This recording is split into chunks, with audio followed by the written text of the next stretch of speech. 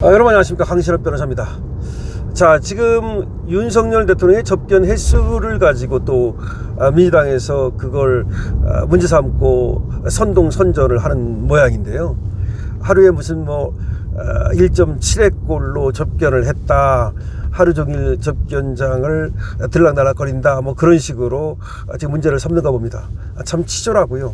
그걸 갖다가 지금 국회에서 이제 민주당 의원이 또 이제 교정당국에 자료를 요청해 가지고서 그거를 또 언론사에 던져주는 거예요. 그럼 언론사에서는 그것이 엄청난 무슨 뉴스거리라 되는 듯이 그걸 또 이제 보도를 하고, 그러면서 윤석열 대통령이 하루 종일 접견장이나 들락날락 하는 것처럼 이렇게 유도를 하고, 그렇게 또 호도를 하고 몰아가는 겁니다. 근데 이게 참 악의적이다라고 유정아 변호사가 얘기하고 있는데, 제가 이제 변호사 입장에서 봐도 그거는 기사거리가 아니에요. 그리고 그걸 갖다가 문제 삼는 건 무식하거나 아니면 무도하거나, 무식해서 뭘 몰라서 그럴 수도 있고, 아니면 무도, 알면서도 말이죠, 악의적으로 그럴 수도 있고, 그런 건데 아주 잘못된 겁니다. 그게 지금 윤석열 대통령이 받고 있는 재판이 무려 8개예요. 8개 재판 준비한다고 생각해 보세요. 더군다나 이 재판들이 간단한 무슨 그런 자범 사건입니까, 이게? 그게 아니잖아요. 내란 사건이니 그와 관련된 사건이니, 그야말로 중대한 사건, 국가의 운명과 관련된, 그리고 윤석열 대통령 개인의 어떤 그 운명과 관련된, 그리고 또 관련자들과 관련된 그런 사건이지 않습니까? 그러니까 그렇게 나라에서도 관심을 갖고 생중계를 하고 난리를 떠는 거 아닙니까?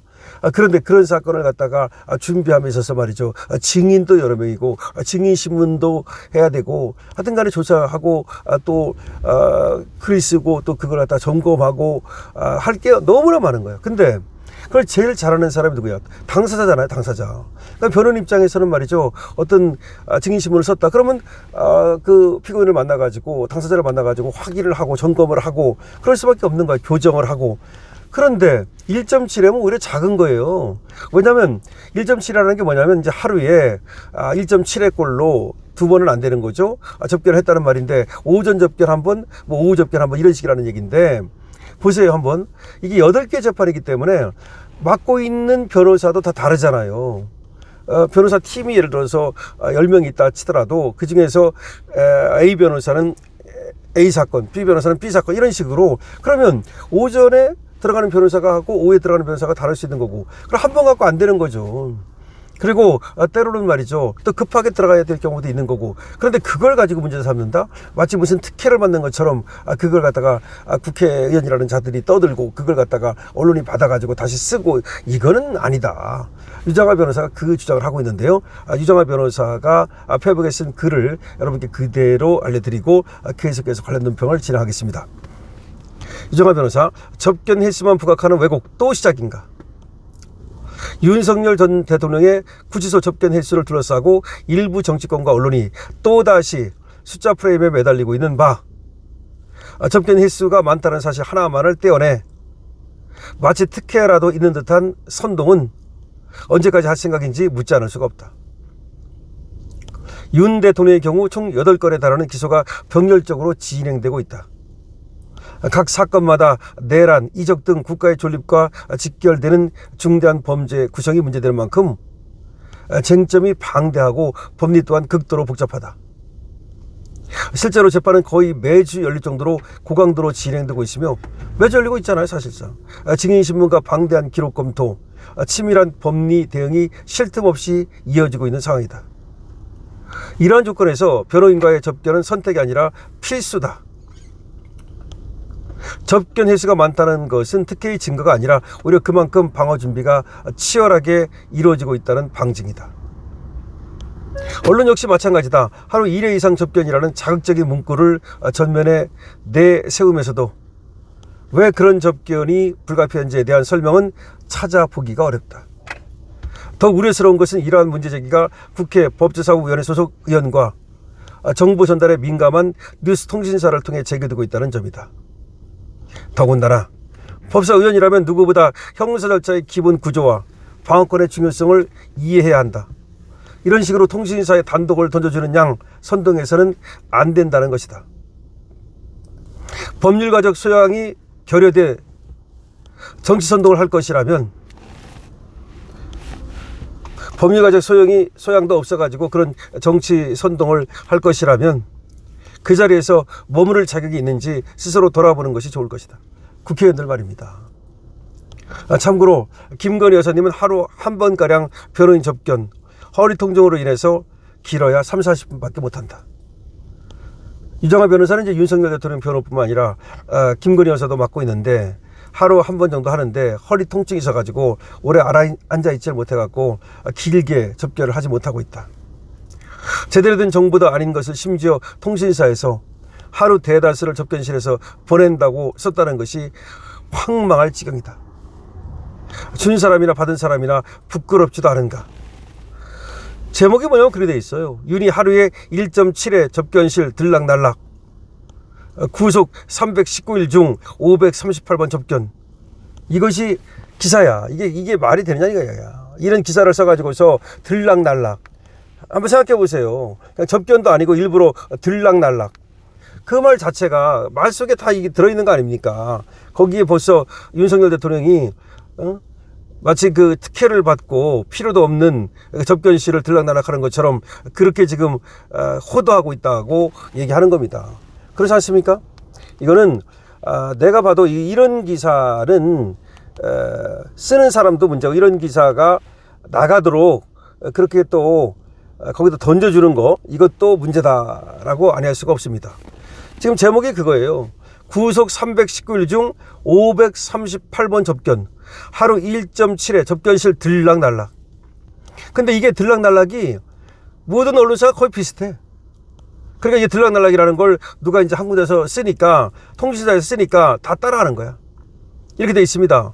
15일 뉴스 1은 국회 법제사무위원회 소속 박은정 조국혁신당 의원실이 법무부로부터 제출받은 윤석열, 김건희 구속기간 접견 현황을 전했다.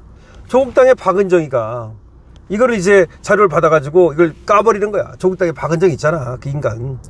이에 따르면 윤 대통령의 1, 2차 구속기간 접견 횟수는 319일간 총 538건으로 파악이 됐다. 일부러 이제 이걸 박은정이가 조국혁신당에서 교도소에 연락해가지고 이제 자료 내놔라. 그 자료 달라고 할 수 있거든요. 국회에는. 그래가지고 그 자료를 받아가지고 뉴스 1이 통신사거든요. 일부러 뉴스 1에 이제 던져준 거지. 그러니까 뉴스 1이 이제 이 기사를 실으면 다른 언론들이 쭉 따라하거든요. 연합뉴스도 통신사잖아요. 통신사에 던져주면 거기서 쓰면은 그 통신사 거를 다른 뉴스가 쭉 따라합니다. 그러다 보니까 들락날락이라는 표현이 다 나오는 거지. 2015년 1월 19일부터 3월 7일 1차 구속 당시에는 변호인 접견 140건, 일반 접견 2건, 장소 변경 접견 9건으로 총 151건이었다. 일반 접견을 하지도 않잖아요. 지금 변호인 접견도 지금 바쁘니까 일반 접견은 하지도 못하는 거야. 1차 구속 당시에는 일반 접견은 2건밖에 안 돼요. 재구속 이후에도 2025년 7월 10일부터 지난 6일까지 변호인 접견 386건, 일반 접견은 1건이야. 일반 접견을 안 하고 있다는 얘기예요, 지금. 그래서 387건밖에 안 됐다. 왜 일반 접견을 안 하느냐? 아니, 윤석열 대통령을 찾아가고서 뵙고 싶어 하는 사람들이 얼마나 많겠어요. 근데 처음에 1차 구속 때 2건, 2차 구속 때 1건, 일반 접견을 갖다가 극도로 안 하는 거예요, 일부러. 그러면서 변호인들하고만 만나는 거야. 그럴 수밖에 없는 게 변호인들하고는 재판 준비를 해야 되니까 이걸 안 만날 수가 없는 거 아닙니까? 자본시장법 위반 등 혐의로 남부구치소에 수감 중인 김건희 여사는 지난 6일 기준 238일간 총 348건을 접견했는데 변호인 접견이 211건, 일반 접견이 137건. 그러니까 김건희 여사는 일반 접견도 하고 있는데 이건 이제 가족이라든가 내지는 지금 여러분 아시다시피 반려견이라든가 이거 돌보는 사람들이 또 이제 지금 아크로비스타에서 뭐 돌보고 이런다는 거 아닙니까? 그 돌봐주는 사람들 등등등등 관련해 가지고 일반 접견을 할 수밖에 없는 상황이죠. 이걸 봐도 그래도 김건희 여사는 일반 접견을 좀 하는데 윤 대통령은 의도적으로 일반 접견을 안 하고 있다고 볼 수가 있는 거죠. 그래서 어쨌든 이렇게 또 얘기를 하는 거야. 구치소 내 변호인 접견 공간이 한정적이기 때문에 특정인이 장시간 이용할 경우 다른 수용자들이 불편을 겪을 수 있다는 우려가 나온다. 이야, 기가 막힙니다. 윤이 많이 사용해가지고 다른 사람이 못 사용한다는 우려가 나온다. 한 교정 관계자는 돈이 많은 수용자의 경우 깜빵에서 벗어나기 위해서 일명 집사 변호사들을 여럿 고용해서 접견실에 상주하기도 한다. 아니 그게 윤하고 무슨 상관이 있어. 그런 사람이 있다는 건데 윤이 마치 그런 사람인 것처럼 그렇게 또 느껴지게 만들려고 갖다 붙이는 거 아니야. 그다음 또 영치금도 문제를 삼고 있어요. 영치금이 윤 대통령이 12억 원 정도 들어왔다 그래요. 12억 3,299만 원이 들어왔다는데 이걸 또 어떻게 비교를 하냐면 대통령 연봉은 2억 7,177만 원이랍니다. 그것보다 4.5배나 많다. 이런 식으로 또 이제 얘기를 쓰고 있습니다. 그게 결국은 뭐야. 윤 대통령의 영치금, 윤 대통령의 접견 횟수 이런 걸 가지고 마치 과도한 혜택을 받는 것처럼 그렇게 또 호도를 하는 거죠. 자, 그러나 아까 말씀드린 대로 지금 윤석열 대통령은 변호인 접견만 하고 있잖아요. 그리고 지금 재판받는 게 많기 때문에 그렇게 호도하면 안 되는 거고, 그래서 박은정 이 국회의원이라고 하는 자가 조국혁신당에서 이걸 이제 받아가지고서 또 뉴스 1에 던져준 건데, 통신사나 주는 사람이나 받는 사람이나 문제가 있다고 유정아 변호사가 까고 있는 겁니다. 여러분 어떻게 생각하십니까? 여러분들의 의견을 댓글로 적어주시기 바랍니다. 좋아요와 구독도 부탁드립니다. 강신업 TV입니다.